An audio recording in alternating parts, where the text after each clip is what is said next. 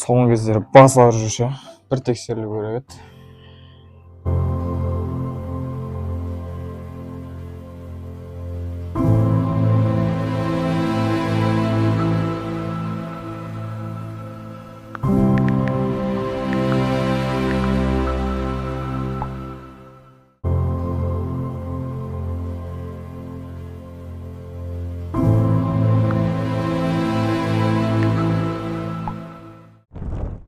Арман Мұхтарұлы, сіздің анализдеріңіз келді.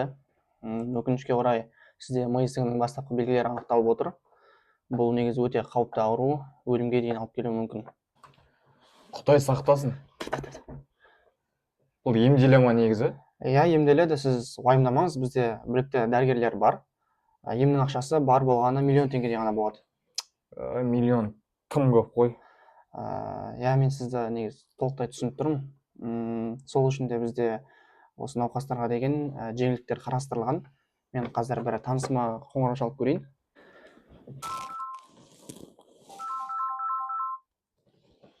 Алло, Серік Саматұлы, сіздерде науқастарға деген жеңілдіктер бар ма? Бере бер жеңілдікті. Давай, жақсы. Аха, жақсы, рахмет. Өкінішке орай, бізде жеңілдіктер сізге қарастырылады. Бар болғаны 500 мың теңге болады.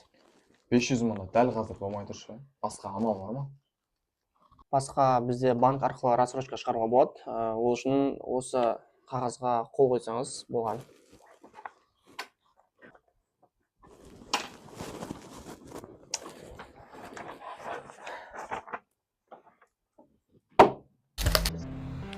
Анализ нәтижесі бойынша сізде бауыр циррозы екен. Гипертрофиялық бауыр цирроз бұл ауыр ауру болып саналады. Бұның ем шарасы негізі 2 миллион болып саналады. Қуаныш мырза, сіздің анализіңіз бойынша өкінішке орай сізде ұйқы безінің қатерлі ісігі, емнің шарасы бар болғаны 1,5 миллион болады. Анализ нәтижесі бойынша сізде холл екен. Бұл бізде ауыр ауру. Бұның ем шарасы небәрі 1,2 миллион тұрады. Ең нақты бұл жерде не болып жатқанын бүкіл жүйені ашып көрсетейін.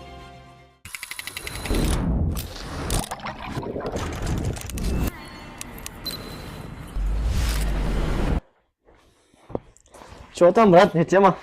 Мынандай тема болып тұр. Қарашы. Больница ма бұл? Жоқ, істеп жатқан медцентр.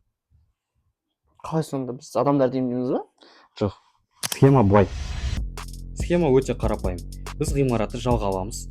Медициналық жабдықты сатып аламыз. Білмеймін, УДЗ, рентген және тағы да басқа төсектерді аламыз. Оның үшін әртүрлі қызметкерлер мен штатты жалдаймыз. Олардың көпшілігі тіпті дәрігер емес. Ал байланыс орталығын барлығын әйелдерді жинап аламыз. Олар болса байланыс орталығының жұмысын өздері басқара береді, ал ер адамдар врач болып жұмыс істей береді. Бесплатную консультацию вы можете сдавать анализы и узнать все о вашем здоровье. И это бесплатно. И на всякий случай соңында рассрочканы ұсынамыз. Рассрочка? Бөліп төлеуге ма? Иә. Ертең бізді тексереді ғой сосын. Ол жағын уайымдама, бәрі заңды түрде. Бізде тіпті лицензия да бар. Ең бастысы пациенттерге өтірік ауыр диагноз қоямыз да, оларды емдейміз. Қалай емдейміз? Сөзбен емдейміз, бауырым.